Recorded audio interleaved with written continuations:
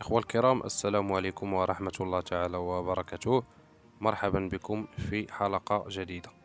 موضوع حلقتنا اليوم كما قرأتم من العنوان: إذا كان لديك هذا النوع من إناث الكناري فلا تزاوجه مع هذا النوع من الذكور.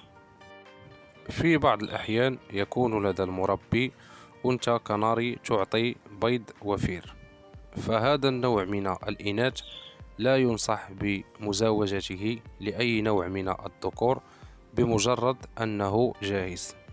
فكما نعرف فهنالك بعض الذكور لا تقوم بتخصيب البيض كاملا، وهنا سيضيع عليك في هذا الموسم إنتاج جد وفير.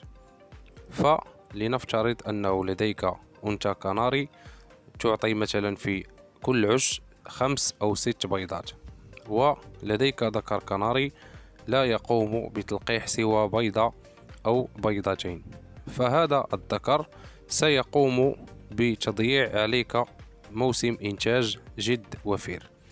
لذلك ينصح دائما إذا كانت لديك أنثى كناري تعطيك إنتاج وفير من البيض فحاول أن تزاوجها لذكر مجرب، أي ذكر يقوم بتخصيب البيض كاملا، حتى لا تضيع عليك إنتاج وفير في موسم التزاوج والإنتاج.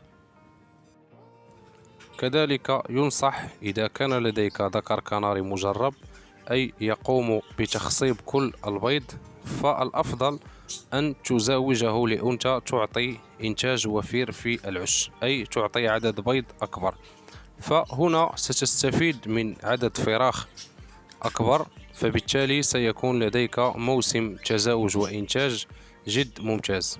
أما في حال عدم توفر هذا النوع من الإناث أي الذي يعطي الإنتاج الوفير، فيمكنك أن تزاوج هذا الذكر لأنثى أخرى، يعني تقوم بمزاوجة ذكر كناري لأنثتين من الكناري، وهكذا إن شاء الله تعالى ستقوم بالحصول على إنتاج وفير وبأقل تكلفة ممكنة. أتمنى أن مقطع اليوم يكون مفيد. إذا أعجبك المقطع لا تنسى الاشتراك في القناة ودعمنا بزر لايك. شكرا لكم على حسن المتابعة.